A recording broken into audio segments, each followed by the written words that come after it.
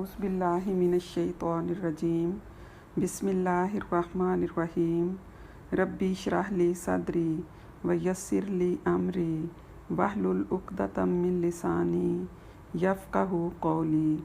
अस्सलामु अलैकुम अज़ीज़ तालबात। कल हमने मक्की और मदनी सूरतों की ख़ुसूसियात पढ़ी थी। आज का हमारा लेक्चर जो है वो जमा व तदवीन कुरान पर है। जमा व तदवीन कुरान में सबसे पहले हमने ये देखना है कि जमा कुरान का मफ़हूम क्या है। अहद नबवी सल्लल्लाहु अलैहि वसल्लम में कुरान पाक की हिफाजत किस तरह हुई। हज़रत अबू बकर सिद्दीक़ रज़ी अल्लाह ताला अन्हु का किरदार हिफाज़त कुरान पाक में क्या है, और हिफाज़त कुरान हज़रत उस्मान गनी रज़ी अल्लाह ताला अन्हु के दौर में। ये आज का हमारा लेक्चर है। तो सबसे पहले हम ये देखते हैं कि जमा कुरान का मफ़हूम क्या है। जमा कुरान के दो मानी हैं। नंबर एक, जमा के एक मानी हैं कुरान को हिफ्ज़ करना और सीना में जगह देना, जैसा कि इरशाद बारी ताला है, इन्ना अलैना जमअहू व कुरआना। कुरान को आप सल्लल्लाहु अलैहि वसल्लम के सीना में महफूज करना और पढ़ाना हमारे ज़िम्मा है। ये सूरह अल क़ियामा की आयत नंबर 17 थी। इसीलिए हफ़ाज़ कुरान को जमाए कुरान भी कहते हैं। नंबर 2, जमा के दूसरे मानी कुरान को लिखने के हैं। कुरान करीम की सूरतों और आयतों को बिल तरतीब मुख्तलिफ़ सहीफ़ों में लिख कर इनको किताबी सूरत में एक जगह जमा कर देना। अहद नबवी सल्लल्लाहु अलैहि वसल्लम में हिफाज़त कुरान का क्या तरीक़ेकार था, सबसे पहले हम ये देखते हैं। हुज़ूर सल्लल्लाहु अलैहि वसल्लम बज़ाते ख़ुद सैयदुल हुफ़्फ़ाज़ थे। आप सल्लल्लाहु अलैहि वसल्लम का ये मामूल था कि जब भी कुरान करीम का कुछ हिस्सा नाजिल होता तो सहाबा इकराम को सुना देते थे। सहाबा इकराम रज़ी अल्लाह ताला अन्हु आप सल्लल्लाहु अलैहि वसल्लम से सुनकर उसे अज़बर कर लेते थे। अहद रिसालत में बहुत से सहाबा ऐसे थे जिन्हें पूरा कुरान मजीद ज़बानी याद था। जब कोई आयत नाजिल होती तो आप सल्लल्लाहु अलैहि वसल्लम फ़ौरन इसके लिखने का बंदोबस्त करते। इस गरज से बहुत से कातबीन वही मुकर्रर कर रखे थे जिनके नाम आम तौर से मारूफ़ हैं। बाज़ उलमा ने उनकी तादाद 26 बताई है। अल्लामा हल्बी ने उनकी तादाद 42 लिखी है। खुलफ़ाए अरबा के अस्माए ग्रामी कातबे वही सहाबा में सरे फहरिस्त हैं। इस ज़माने में सामाने किताबत का फुकदान था। लिखने के लिए खजूर के चौड़े पत्ते, शाने की हड्डी, हरन की झिल्ली वगैरह इस्तेमाल होती थी। जो चीज़ें मिल जाती उन पर नाजिल शुदा आयात लिख ली जाती थी। फिर इस तहरीर को मुसलमानों में फैलाते। वो इससे नकल करके अपने पास रखते थे। जिन चीज़ों पर कलाम इलाही तहरीर था, सहाबा दुनिया की हर कीमती चीज़ से उसको बेश कीमत ख्याल करते और इन्हें हर्ज़े जाँ बनाकर रखते थे। मखसूस कातबान वही के अलावा बहुत से सहाबा ने अपने तौर पर कुरान मजीद लिखा था। हज़रत अब्दुल्ला बिन अम्र बिन अल-आस फरमाते हैं कि मैंने अहद नबवी सल्लल्लाहु अलैहि वसल्लम में सारा कुरान मजीद जमा किया और रात भर पढ़ता था। ये सुनकर नबी करीम सल्लल्लाहु अलैहि वसल्लम ने एक माह में ख़त्म करने का हुक्म दिया। जब आप सल्लल्लाहु अलैहि वसल्लम ने मदीना मुनव्वरा हिजरत फरमाई तो मस्जिद नबवी में एक संदूक रखवा दिया जिसमें कुरान का हर नया नाज़िल शुदा हिस्सा लिखवा कर रख दिया जाता था और तमाम मुसलमान उससे अपने लिए नकल करते रहते थे। इस तरह आप सल्लल्लाहु अलैहि वसल्लम की वफ़ात 11 हिजरी तक कुरान का कोई हिस्सा ऐसा नहीं था جو تحریری صورت میں مسلمانوں کے پاس موجود نہ ہو۔ البتہ یہ ایک کتاب کی صورت میں مرتب نہیں تھا، بلکہ اس کے اجزاء منتشر تھے۔ چونکہ نزول قرآن کا سلسلہ آپ صلی اللہ علیہ وسلم کی عمر کے آخری حصہ تک جاری رہا، اس لیے آپ صلی اللہ علیہ وسلم کی بتائی ہوئی ترتیب کے مطابق قرآن مجید کو کتابی صورت میں یکجا نہ کیا جا سکا۔ البتہ قرآن کو حفظ کرتے وقت اس ترتیب کو ملحوظ رکھا جاتا تھا۔ اس میں شک نہیں کہ قرآنی آیات پر مشتمل نوشتے متفرق طور پر صحابہ کرام کے پاس موجود تھے۔ اس کے ساتھ ساتھ آیتوں اور سورتوں کی اندرونی ترتیب و تہذیب کا کام مکمل ہو چکا تھا۔ اس لیے برملا یہ کہا جاتا تھا کہ فلاں سورت اتنی آیات پر مشتمل ہے اور فلاں آیت کا نمبر یہ ہے۔ یہ ترتیب حفاظ قرآن کے سینوں میں محفوظ تھی۔ عہد رسالت میں متعدد صحابہ ایسے تھے جن کو پورا قرآن مجید یاد تھا، مثلاً حضرت معاذ بن جبل رضی اللہ تعالیٰ عنہ، حضرت ابی بن کعب رضی اللہ تعالیٰ عنہ، حضرت عبداللہ بن مسعود رضی اللہ تعالیٰ عنہ، حضرت سالم بن مؤکر رضی اللہ تعالیٰ عنہ، حضرت زید بن ثابت رضی اللہ تعالیٰ عنہ، حضرت ابو زید رضی اللہ تعالیٰ عنہ اور حضرت ابو دردہ رضی اللہ تعالیٰ عنہ۔ ان کے علاوہ ایسے صحابہ تو بکثرت تھے جن کو قرآن مجید کے بعض حصے یاد تھے۔ تو یہ رسول پاک صلی اللہ علیہ وآلہ وسلم کا طریقہ کار تھا کہ قرآن پاک کی جب بھی جتنی آیات نازل ہوتیں تو آپ صلی اللہ علیہ وسلم نہ صرف صحابہ کرام کو حفظ کرواتے بلکہ لکھوانے کا بھی اہتمام کرتے تھے۔ صحابہ کرام عربوں کے حافظے بے مثل تھے، وہ قرآن پاک کو بہت جلدی یاد کر لیتے تھے، لیکن اس کے باوجود آپ صلی اللہ علیہ وآلہ وسلم لکھنے کا بھی اہتمام فرماتے اور اس کے لیے آپ صلی اللہ علیہ وسلم نے کاتبین وحی مقرر کیے ہوئے تھے۔ جامع القرآن خود حضرت صلی اللہ علیہ وسلم کی ذات گرامی تھی۔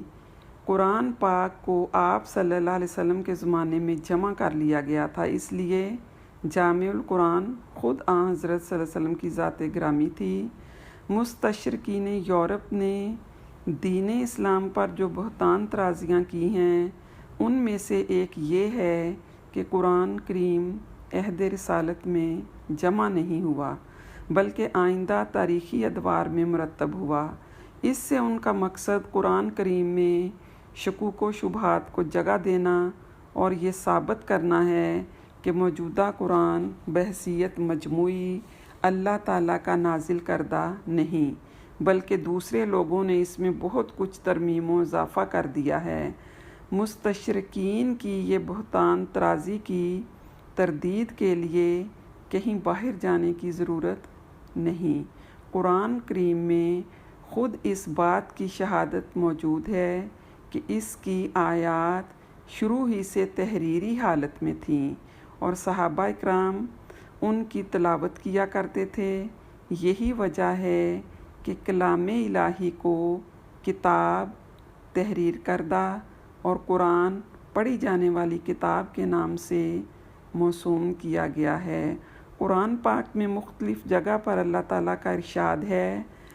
سورہ طور آیت نمبر 2 اور 3 میں ارشاد باری تعالیٰ ہے وَكِتَابٌ مَّسْطُورٌ فِي رَقٍّ مَّنشُورٍ، قسم ہے لکھی ہوئی کتاب کی جو کشادہ ورق میں ہے۔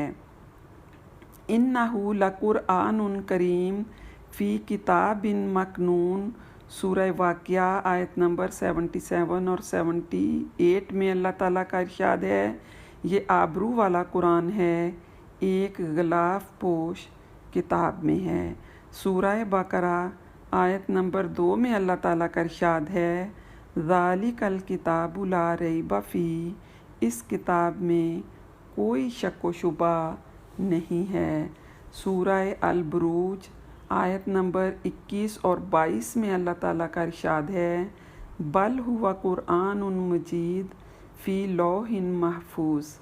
یہ قرآن مجید محفوظ تختیوں پر لکھا گیا ہے۔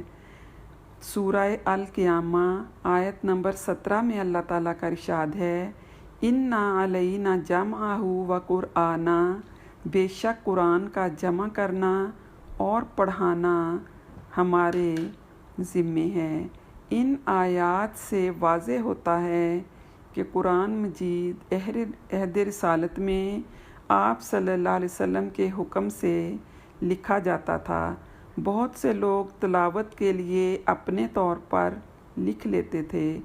بعض کے پاس پورا قرآن لکھا ہوا موجود تھا اور بعض کے پاس قرآن کا کچھ حصہ۔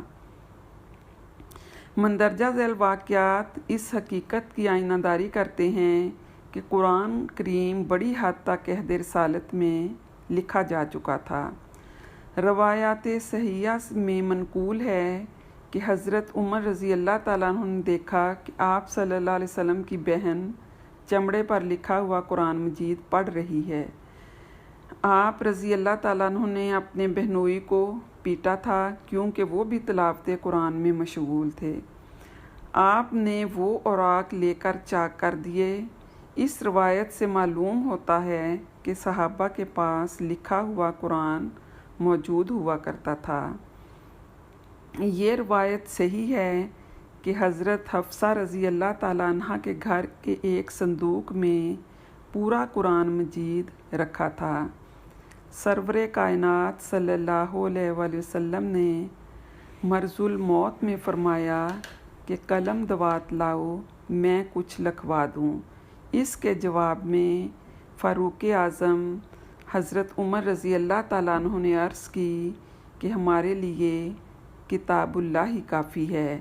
اس سے ثابت ہوتا ہے کہ اس وقت قرآن لکھا ہوا موجود تھا۔ احادیث صحیحہ میں آیا ہے کہ حضرت جبرائیل علیہ السلام سال میں ایک دفعہ آپ صلی اللہ علیہ وسلم کو قرآن مجید کا اعادہ کرایا کرتے تھے۔ یہ اس امر کی بین دلیل ہے کہ موجودہ ترتیب حضرت صلی اللہ علیہ وآلہ وسلم کی دی ہوئی ہے۔ حضرت عبداللہ بن عمر رضی اللہ تعالیٰ عنہ کے پاس پورا لکھا ہوا قرآن موجود تھا۔ مذکورہ دلائل و براہین سے یہ حقیقت اجاگر ہوتی ہے کہ قرآن مجید کی موجودہ ترتیب حضرت صلی اللہ علیہ وآلہ وسلم کی دی ہوئی ہے اور آپ صلی اللہ علیہ وسلم ہی دراصل جامع القرآن تھے۔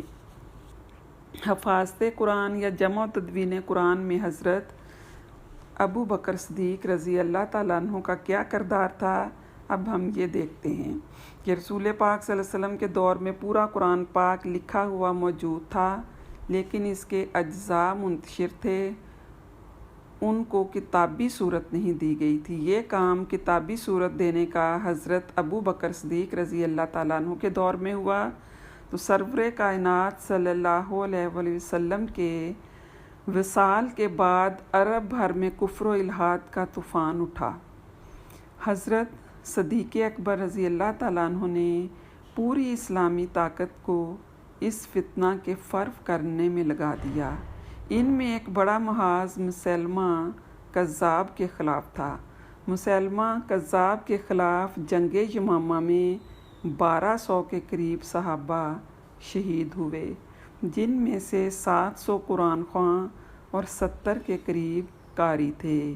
یہ صحابہ حضور صلی اللہ علیہ وآلہ وسلم کی تربیت یافتہ اور عرب و عجم تک قرآن کی تعلیم پہنچانے کے ضامن تھے۔ ان قرا کو قرآن حکیم نہ صرف زبانی یاد تھا بلکہ ان کے پاس اس کے تحریری اجزاء بھی تھے۔ ان میں سے بعض نے براہ راست حضور صلی اللہ علیہ وسلم کی زبان سے قرآن حکیم سن کر لکھ لیا تھا۔ ان کی تحریروں کا کھو جانا ایک ناقابل تلافی نقصان تھا۔ اس وقت عرب بھر میں مرتدین کے خلاف جنگ جاری تھی۔ شمع حق کے پروانے دیوانہ وار جانیں نثار کر رہے تھے۔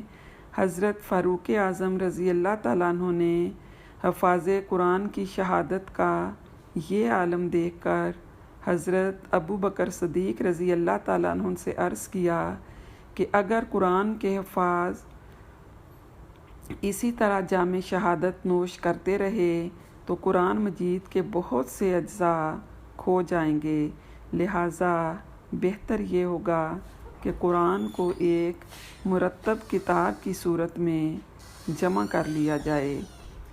حضرت ابو بکر صدیق رضی اللہ تعالیٰ عنہ نے پہلے انکار کیا، مگر فاروق اعظم رضی اللہ تعالیٰ عنہ کے اصرار سے اس پر رضامند ہو گئے۔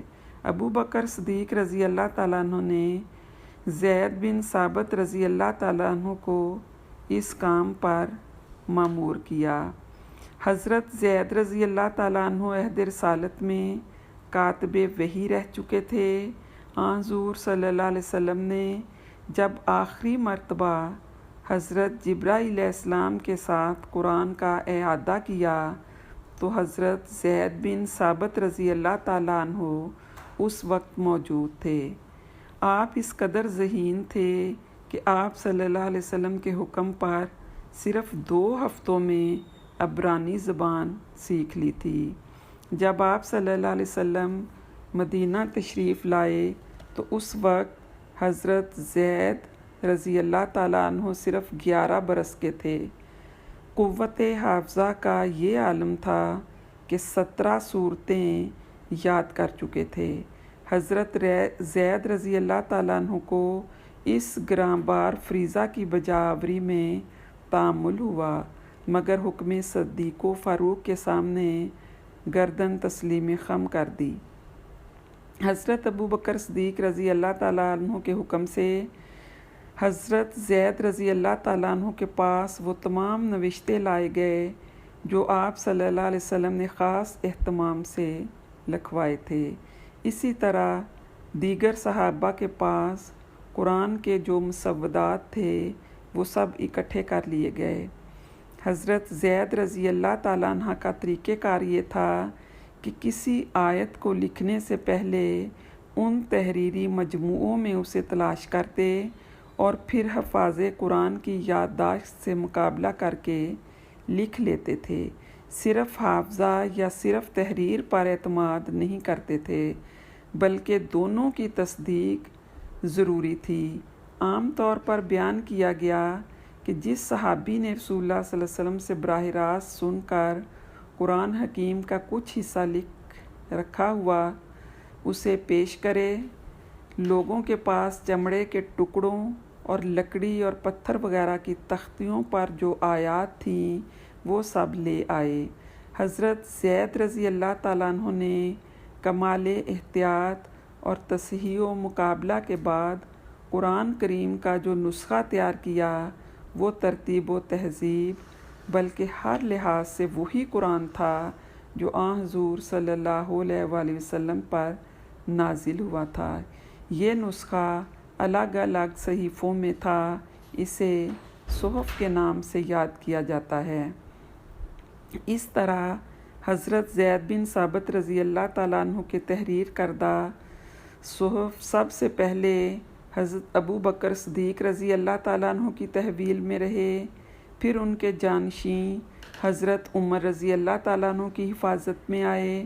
ان کے بعد یہ نسخہ ان کی صاحبزادی حضرت حفصہ رضی اللہ تعالیٰ عنہ کے سپرد کر دیا گیا۔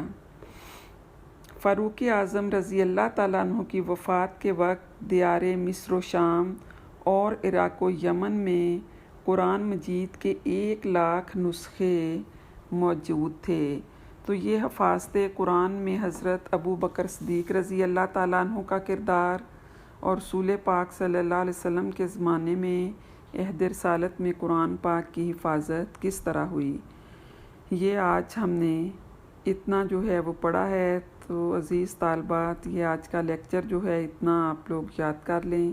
وما علینا الا البلاغ۔